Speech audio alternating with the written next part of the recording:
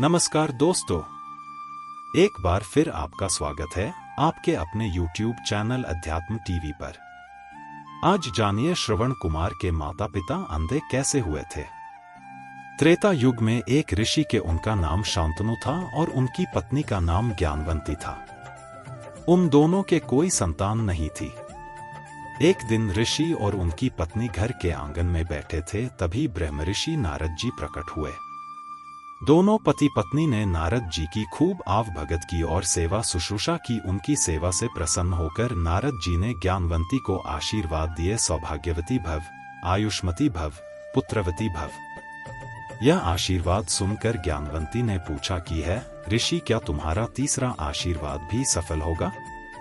इस पर नारद जी ने कहा कि है ज्ञानवती, ऋषि के कहे हुए शब्द कभी मिथ्या नहीं होते, लेकिन मेरी एक शर्त है, तुम्हें पुत्र प्राप्त करने के लिए दोनों को नैमिषारण्य वन में वर्ष तक ब्रह्मा जी की कठोर तपस्या करनी पड़ेगी।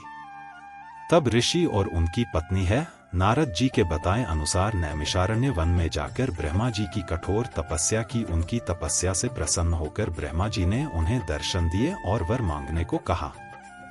शांतनु बोले, हे प्रभु, मुझे पुत्रवान होने का वर दो।